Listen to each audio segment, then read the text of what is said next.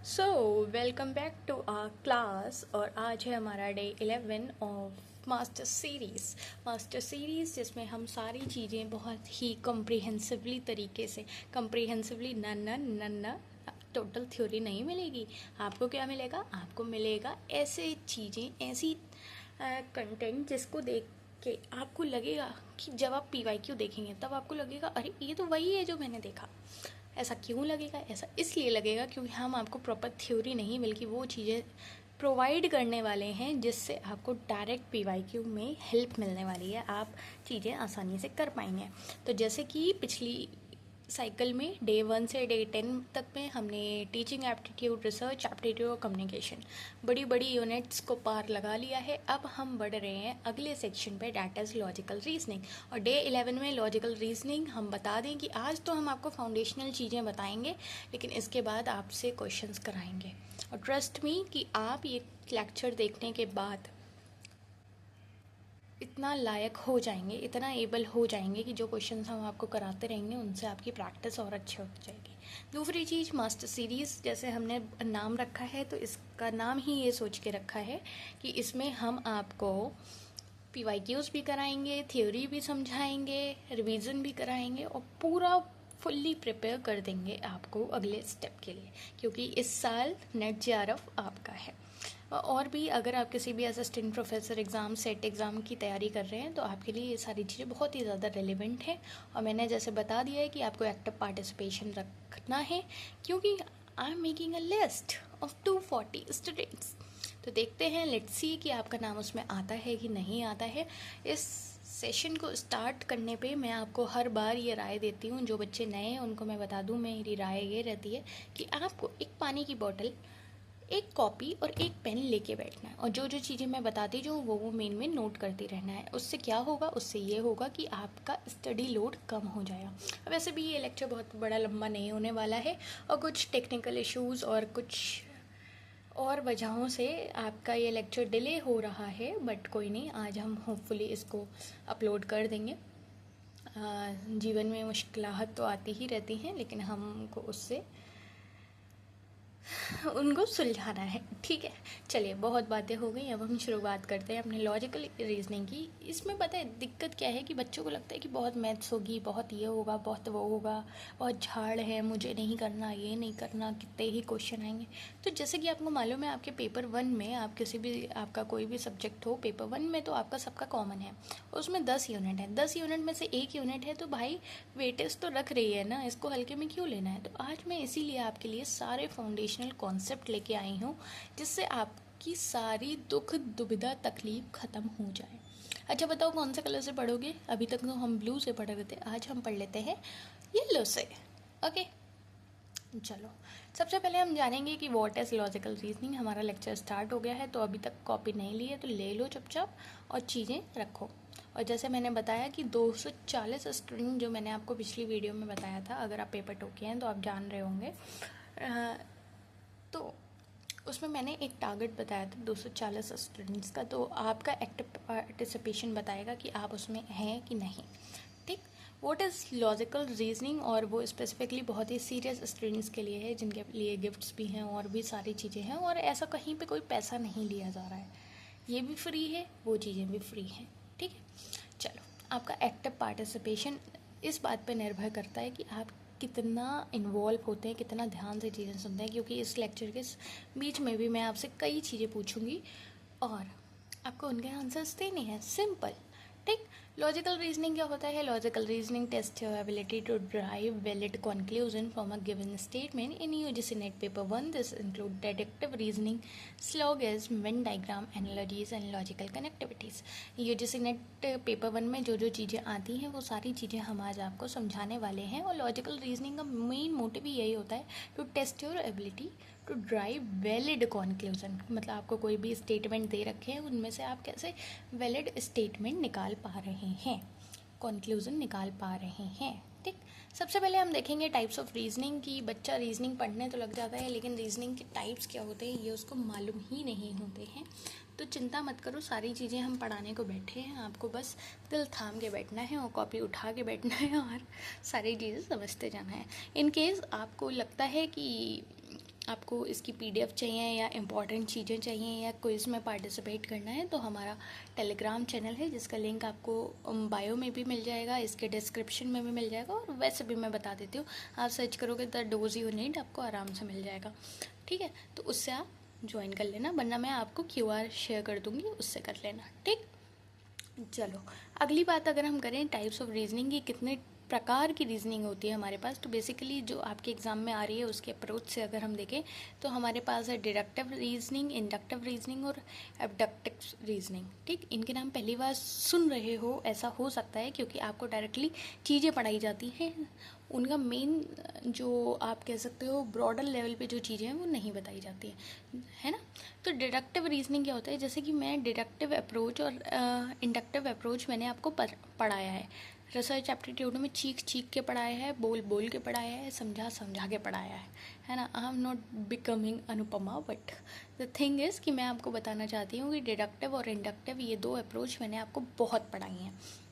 अब होता क्या है, जैसे कि इंडक्टिव में हम कहते हैं कि हम इंड्यूस करते हैं मतलब moving from specific to general. इसमें हम किसी स्पेसिफिक चीज़ से जनरल की तरफ जा रहे होते हैं, कोई जनरल कॉन्क्लूज़न इंड्यूस कर रहे होते हैं। वहीं डिडक्टिव में क्या होता है, moving from general to specific, है ना। जैसे मैं कोल्ड ड्रिंक कह दूँ या सॉफ्ट ड्रिंक कह दूँ और वहाँ से थम्स अप पे आ जाऊँ, समझ गए। और moving from specific to general भी आप समझ गए होंगे।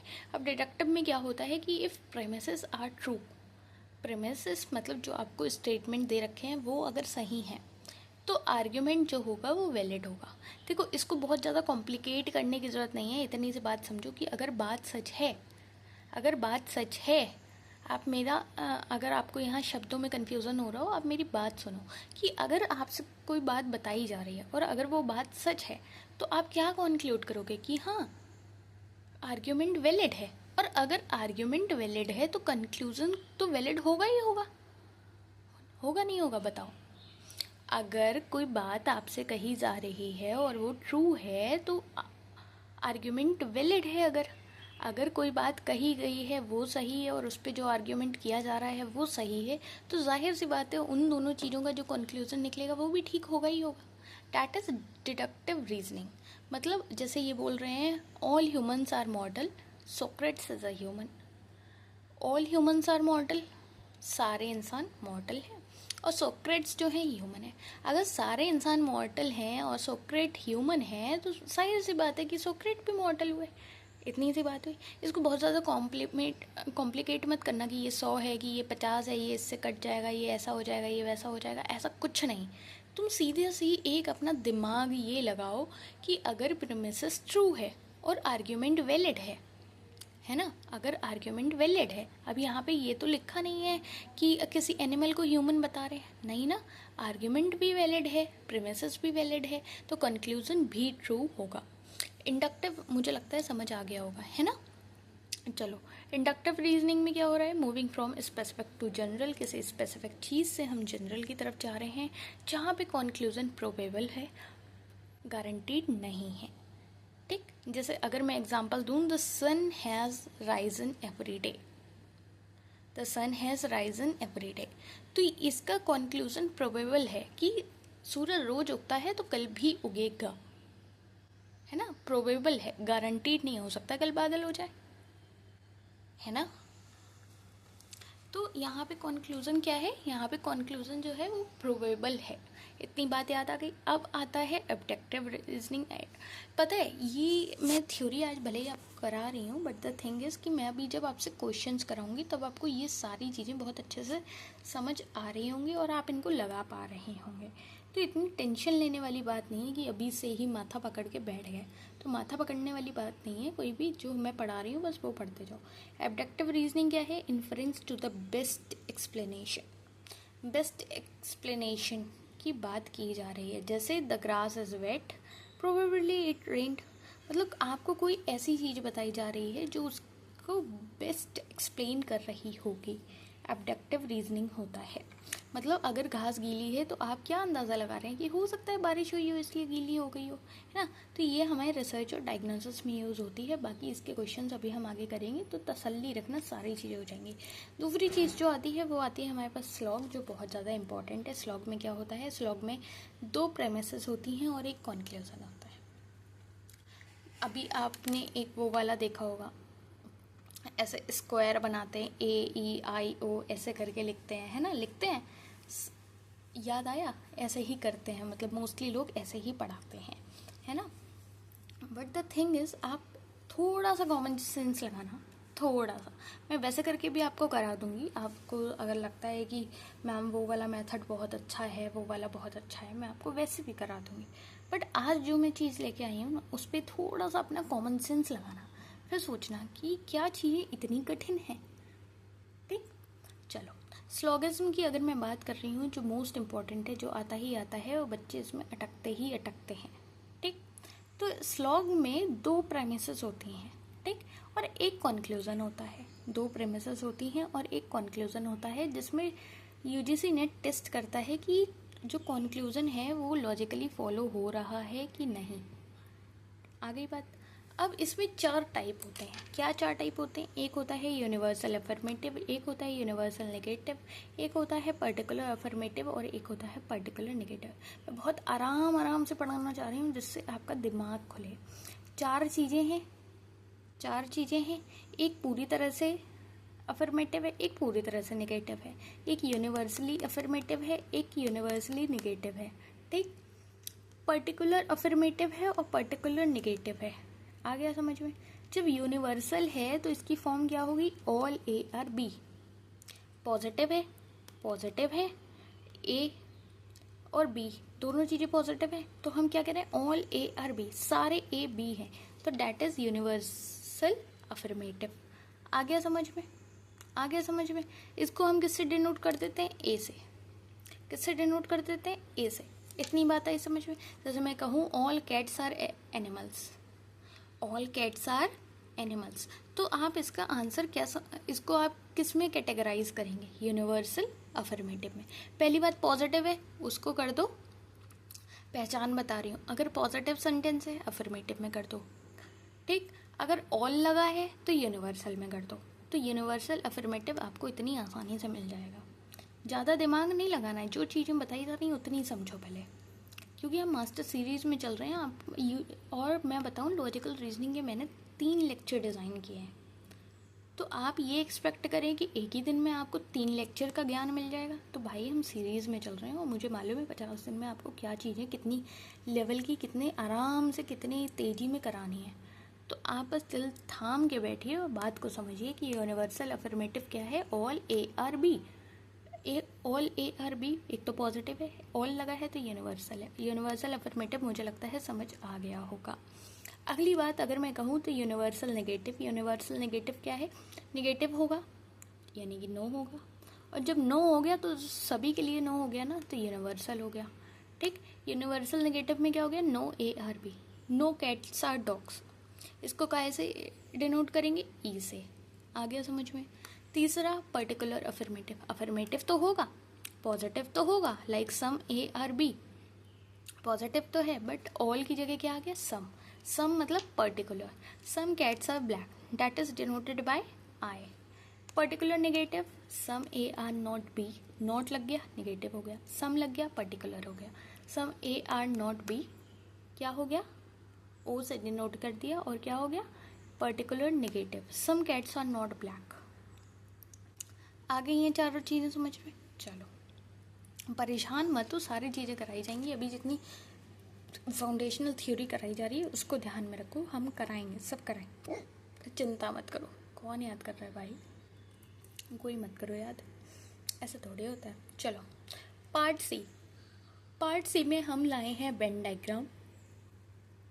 वेन डायग्राम में क्या होता है? जो आप बनाते हैं, गोल गोल गोले बनाते हैं ना, चूड़ियाँ बनाते हैं ना, डैट इज वेन डायग्राम। इसमें क्या है? हम ओवरलैपिंग सर्कल्स बनाते हैं ईच टर्म के लिए, और उसको एप्रोप्रिएट रीजन में रखे चेक करते हैं कि क्या कॉन्क्लूजन होल्ड कर रहा है ऑल पॉसिबल वैलिड अरेंजमेंट्स को या नहीं, है ना।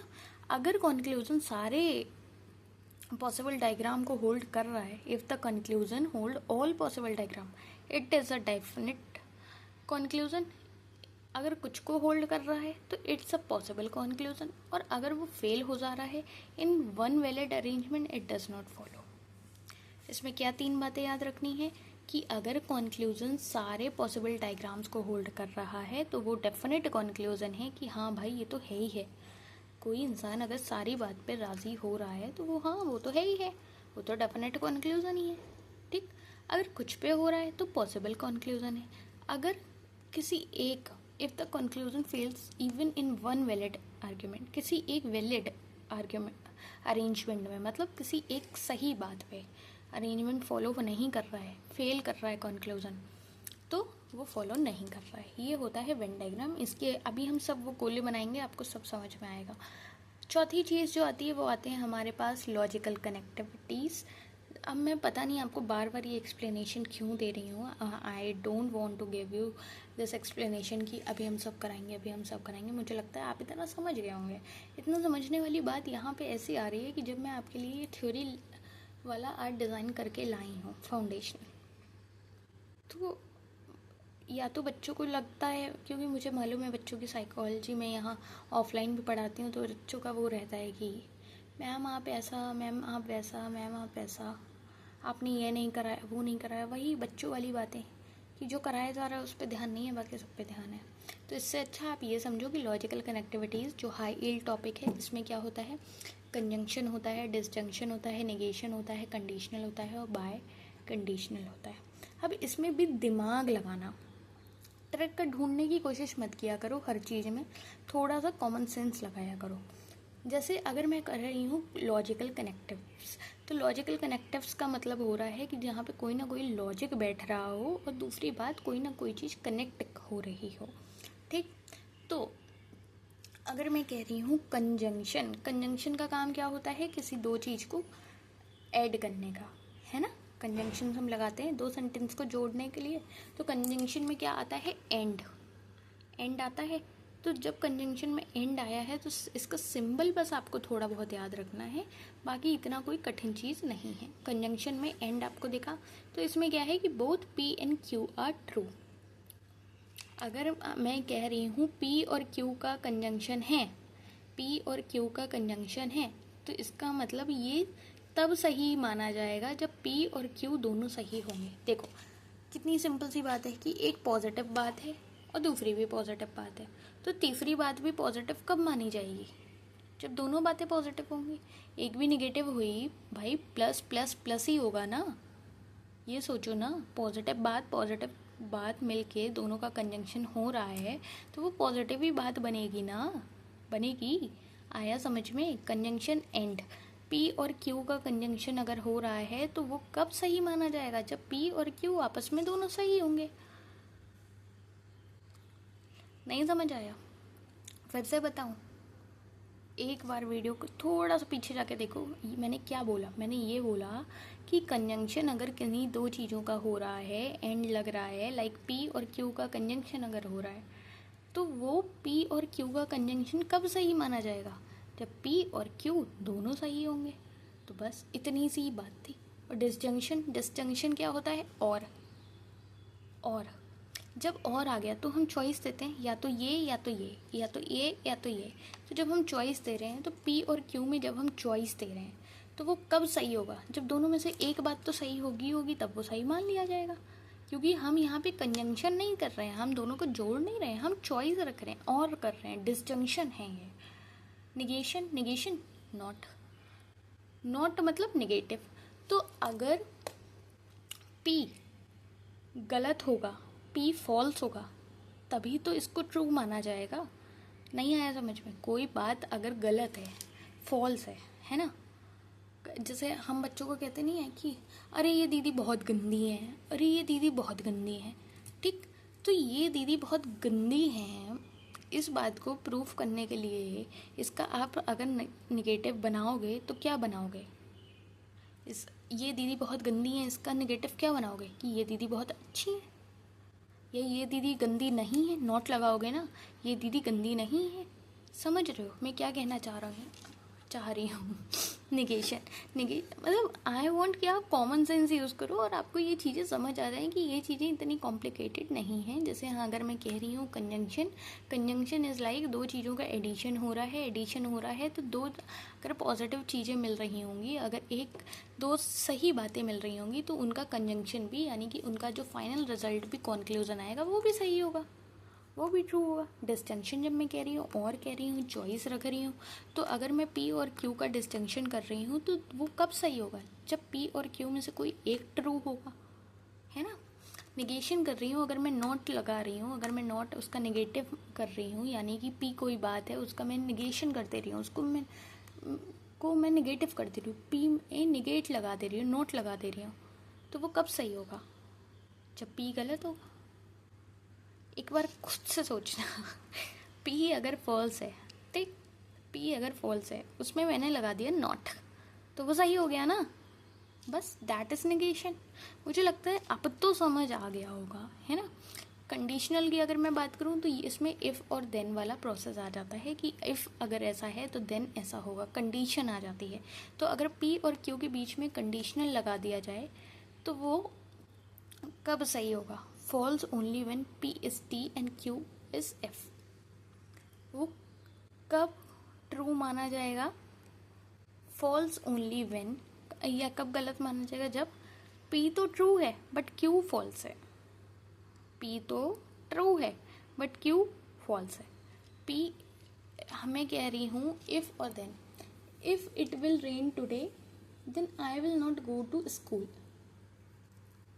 ये सेंटेंस जो मैंने बोला है, अब इसमें आप एक बार अपने दिमाग से कंडीशन लगा के दिखाना, ठीक। और आप क्या सेंटेंस बना रहे हो या क्या समझ पा रहे हो इससे, जितना मैंने आपको समझाया है आप क्या समझ पा रहे हो, मेरे को एक बार कमेंट डाउन करके दिखाओ, क्योंकि मैं भी तो आपकी थिंकिंग जानना चाहती हूँ कि आप अपनी क्या अप्रोच लगा रहे हो। मैं तो आपको बता रही हूँ कि ये कॉमन सेंस की चीज़ें हैं, ये चीज़ें हैं, वो चीज़ें, आप अपना दिमाग लगाओ इंस्टेड ऑफ ट्रिक। बट मैं ये जानना चाहती हूँ कि जो मैं बोलना चाह रही हूँ वो आपको किस हद तक समझ आ रहा है। मेरे लिए कोई बड़ी बात नहीं है, मैं तो आपके लिए कल भी क्वेश्चंस लाऊंगी, सब लाऊंगी। आज हो सकता है मैं आपको कुछ क्वेश्चंस होमवर्क में दे दूँ, बट कल से मैं आपको सारे क्वेश्चन, क्योंकि क्वेश्चन ही क्वेश्चन होंगे, वो मैं आपको खुद ब खुद कराती मिलूँगी, है ना। तो इसमें आपको क्या मिल रहा है, जो कंडीशनल वाला है इसका बारे में आपको क्या समझ आया, ये मेरे को कमेंट डाउन करना। और शर्माना बिल्कुल मत, क्योंकि एक तो मैं लिस्ट बना रही हूँ, दूसरी बात ये है कि जिन बच्चों को शर्म आती है पूछने में, नहीं पूछ पाते हैं, कुछ नहीं हो पाता, तो अगर आप कमेंट डाउन कर दोगे तो उनको हेल्प होगी। बाय कंडीशनल की अगर मैं बात करूँ तो इफ़ एंड ओनली इफ़ आ जाता है। जैसे इसमें इफ़ और देन आ रहा है कि अगर ऐसा हुआ तो ही ऐसा हुआ, अगर बारिश हुई तभी मैं स्कूल नहीं जाऊँगी, है ना। बट बाय कंडीशनल में क्या है? इफ़ एंड ओनली है, मतलब दोनों साइड में है। देखो दोनों साइड में कंडीशन है कि पी और क्यू, तो बोथ सेम है, बोथ या तो ट्रू होंगे या बोथ फॉल्स होंगे। फेलिसीज जो बहुत पूछी जाती हैं और ये बहुत ईजी होती हैं, आप बस निगाह बनाए रखिए, बहुत ईजी होती हैं, आपको सब समझ आएगा। फेलिसीज क्या होती है? मतलब जहाँ पे गलती हो गई, ठीक। तो एड होमिनेम जो बहुत आती है, एड होमिनेम में क्या है? Attacking the person not the argument, attacking the person not the argument, कि कोई भी बात चल रही है आप उसमें इंसान पे अटैक कर रहे हो, आर्ग्यूमेंट पे नहीं। अब जिन बच्चों को ये नहीं समझ आ रहा है ना, उन्हें मैं एक चीज़ दिखाती हूँ, 1 मिनट रुको। अभी मेरे को मिल नहीं रहा, बट वो होता है ना जब आप जो चीज़ ढूंढते हो तब आपको नहीं मिलती, बट मेरे को जैसे ही मिलेगा, मतलब या मैं ऐसा करूँगी ना, कल के लेक्चर में इसको विद एग्जांपल इंटीग्रेट कर दूँगी तो आपको ज़्यादा समझ आ जाएगा। अभी मैं ऐसे ही समझा देती हूँ। जैसे एड होमिनेम होता है ना, तो उसमें हम क्या करते हैं कि इंसान पे अटैक करते हैं, आर्ग्यूमेंट पे नहीं। मतलब क्या बात कही गई है उससे मतलब नहीं है, किस इंसान ने कही है उससे मतलब है। जैसे हम ब्लेम डाल देते हैं कि ये बात तो उनने कही इसलिए ये बात है, वरना मुझे क्या मालूम, है ना। तो ऐसे याद रखो कि जब इंसान पे अटैक किया जा रहा है ना तो एड होमिनेम। अगली बात अगर मैं करूँ स्ट्रॉ मैन की, तो इसमें हम क्या कर रहे हैं? मिस इंटरप्रेट कर रहे हैं, मिस रिप्रेजेंट कर रहे हैं someone argument to attack it. किसी पे अटैक के लिए हम किसी की बात को मिस रिप्रेजेंट कर देते हैं ना, कि उसने कहा कुछ होता है और हम कह कुछ देते हैं, वो तो ऐसे कह रहे थे, वो तो ऐसे कह रहे थे, दैट इज़ मिस रिप्रेजेंटेशन, और इसको हम स्ट्रॉ मैन कहते हैं, स्ट्रॉमैन फेलिसी कहते हैं कि क्या गलती हुई, स्ट्रॉमैन फेलिसी हुई कि कहा उन्होंने कुछ और उनकी बात को बताया कुछ क्या, क्योंकि वे अटैक करना था। अगली बार तो अगर हम कहें फॉल्स डिलेमा, फॉल्स डिलेमा क्या होता है, presenting only two option when more exist. जब बहुत सारी चीज़ें एग्जिस्ट कर रही हैं, जब ऐसे समझो तुम्हारी मम्मी ने तुम्हारे लिए 56 भोग बनाया हुआ है, लेकिन तुम्हें क्या दिया जाए, लौकी तुरई या लौकी करेला, तो डैट इज़ फॉल्स डिलेमा कि आपको वो दो चीज़ें ही, दो ऑप्शन ही प्रेजेंट किए जा रहे हैं जबकि बहुत सारे एग्जिस्ट कर रहे हैं। कल मैं इसके और अच्छे से एग्जांपल्स डाल दूँगी, तब आपको समझ आ जाएगा। अभी आप इतना ही समझिए कि मुझे लगता है जो एग्जांपल मैं दे रही हूँ तो उसको आपके दिमाग में कहीं ना कहीं तो बैठ जा रहे होंगे।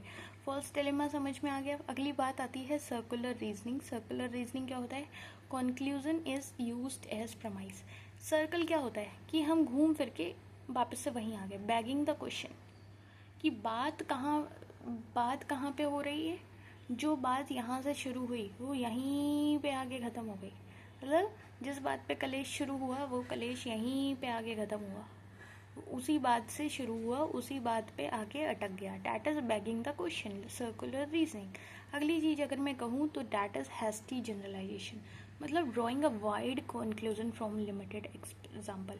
कोई लिमिटेड चीज़ है, मतलब एक हफ्ते में तुम्हारे यहाँ 4 दिन धूप निकली है और तुम कह दे रहे हो कि हमारे यहाँ तो पूरे महीने ही धूप निकली है।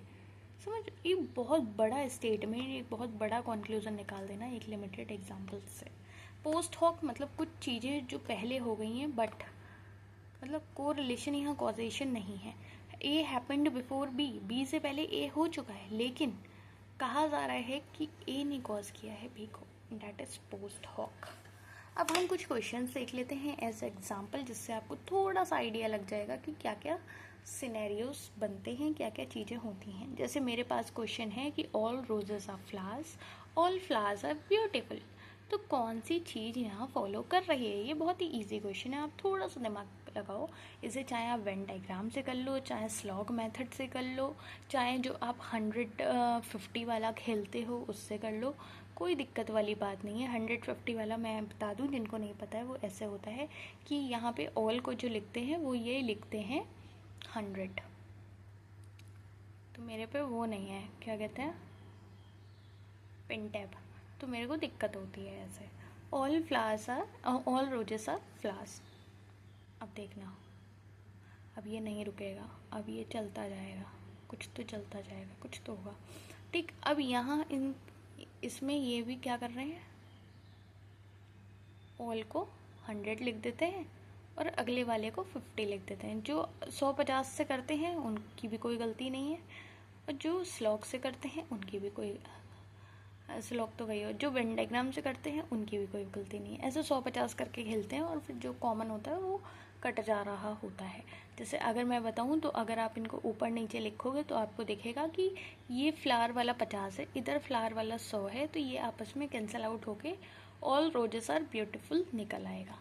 ठीक है, बट यहाँ पे एक रूल और होता है कि 100 से 50 भी जा सकते हैं, लेकिन 50 से 100 नहीं जा सकते। अब जिनको ये मालूम है उनको मालूम है, जिनको नहीं मालूम है अब वो क्या करेंगे, वो ये करेंगे कि कॉमन सेंस लगाएंगे कि अगर सारे रोज़ फूल हैं, अगर सारे गुलाब फूल हैं तो सारे फूल खूबसूरत है।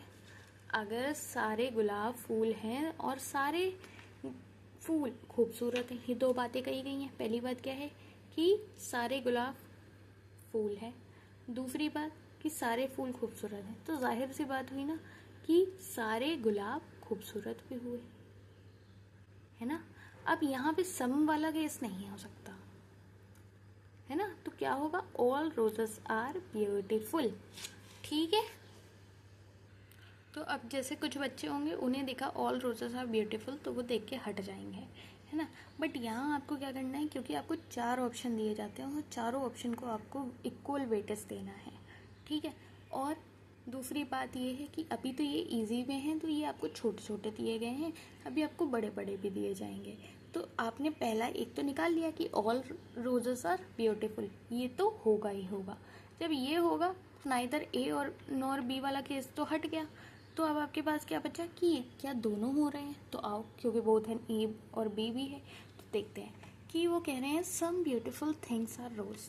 जब हम कह रहे हैं कि सारे गुलाब खूबसूरत है, तो क्या हम ये नहीं कह सकते कि कुछ खूबसूरत चीज़ें गुलाब हैं? बताओ, मतलब शब्दों का बस खेर फेर है और कोई बड़ी बात नहीं है। आप थोड़ा सा दिमाग लगाओ। देखो, अगर मैं यहाँ इसको 100 कहूँ और इसको 50 कहूँ, तो यहाँ पे जो सम जहाँ पे आता है वहाँ 50 हो गया। बात समझने की कोशिश करना, सम वाले पे 50 हो गया। Some beautiful things are roses, और क्योंकि 100 वाला 50 में जा सकता है, यानी कि जो रोजेज है वो 50 में आ सकता है इधर, तो ये 50-50 हो गया। तो बोथ ए एंड बी हो जाएगा। जिन्हें 50-100 नहीं आता है, चिंता मत करो, आपको जैसे मैंने बताया वैसे कर लो, तब भी चीज़ें हो जाएंगी। या वेन डायग्राम से करना है तो वेन डायग्राम से कर लो, तब भी चीज़ें हो जाएंगी। आपको बस सेंस लगाना है कि आप क्या सेंस लगा पा रहे हो। ठीक, चाहे आप वेन डायग्राम से कर लो, ऑल रोजेस आर फ्लावर्स से कर लो, है ना, कैसे भी कर लो। कौन कौन इसको वेन डायग्राम से करना पसंद करेगा? Wow, what thing happened. चलो अगला है, अब क्या हो गया, चलो अगला क्वेश्चन है हमारे पास, द स्टेटमेंट पी। अब ये देखो, कंडीशनल आ गया। अभी मैं ये क्या पढ़ाई थी आपको, ये मैं लॉजिकल कनेक्टिविटीज़ पढ़ाई थी। ये वाला साइन कहाँ पे आ रहा है? कंडीशनल पे आ रहा है, इफ देन पे आ रहा है। अब देखो, पढ़ो, the statement P conditional Q is false. कब फॉल्स होगा? Only when. कब फॉल्स होगा? ये गलत कब होगा? अभी मैंने पढ़ाया है, अभी देखो, दिमाग लगाओ। ये तो वो आ गया। चलो, मैं चाहती हूँ आप लोग आंसर करो, है ना, आपका एक्टिव पार्टिसिपेशन चाहती हूँ। मैं ये भी देखना चाहती हूँ कि आपको इस पूरे लेक्चर से कितना चीज़ें समझ आ रही हैं, कि आप कितना कर पा रहे हो। तो ये कब फॉल्स होगा? दिखा? देख लिया? चलो, अब इसका आंसर मेरे को कमेंट डाउन करो, क्योंकि कहो ये बहुत भारी चीज़ें नहीं पूछ ले रही हूँ मैं। तीसरी बात है, if a person argues you should not trust his opinion on climate change because he eats meat. This is an example of, अब बताओ ये कौन सी फेलिसी है कि आप किसी चीज़ को किसी बेसिस पे पूरा जज कर ले रहे हो। यू शुड नॉट ट्रस्ट, आपको उसके ओपिनियन क्लाइमेट चेंज पे इसलिए नहीं मानने चाहिए क्योंकि वो मीट खाता है। बताओ ये किस तरह की फेलिसी हुई? आंसर का पेन डाउन करो फास्ट। चौथा, some doctors are teacher, all teachers are honest, which conclusion definitely follows? बताओ, some doctors are honest, some honest people are doctors, इन दोनों में से कौन सा? ये आप दिमाग लगाओगे, आप तुरंत कर लोगे, बस थोड़ा सा सोचो। चाहे अगेन मैं कह रही हूँ, आप चाहे इसको स्लॉक की तरह कर लो, चाहे वेन डायग्राम की तरह कर लो, कैसे भी कर लो, ये कॉमन सेंस लगा लो, तब भी आप कर लोगे। आप, I want you to comment down your answers. और टेलीग्राम का लिंक मैं कमेंट बॉक्स में डाल दूँगी, चाहे वहाँ से कॉपी कर लेना, वहाँ से पहुँच जाना, चाहे चैनल के डिस्क्रिप्शन में चले जाना, वहाँ से भी मिल जाएगा। और टेलीग्राम ज्वाइन कर लेना, क्योंकि वहाँ पे हम और अच्छी चीज़ें कर रहे होते हैं। ठीक, मतलब करना शुरू कर रहे हैं। ठीक, अगला 5वां question, which type of reasoning moves from specific. अब तो ये सीधा थियोरेटिकल है, इसमें मुझे ज़्यादा बातें नहीं चाहिए, आंसर दो फटाफट। Which type of reasoning moves from specific observation to a general conclusion but can never be logically certain? बताओ। Deductive, abductive, inductive, analogical. अब कुछ बच्चे आएंगे, मैम आपने एनालॉजिकल नहीं पढ़ाया। बचे हुए तो 3 पढ़ाए हैं। जितना आप भाव लगा पाओ, तभी तो ट्रिकी लिखा है इसमें, जितना आप दिमाग लगा पाओ आप लगा लो, और फिर मुझे आंसर कमेंट करके बताओ। ठीक है, I will see you in the next class of logical reasoning in the day 12, जिसमें हम और भी तूफ़ानी चीज़ें कर रहे होंगे। देखते हैं कि आज हमारे 44 20 नहीं 240 स्टूडेंट्स की लिस्ट में कितने बच्चों का नाम आ पाता है।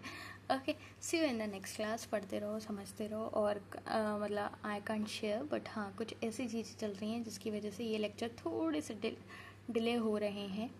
और I am unable to upload, I am unable to share all the things with you guys.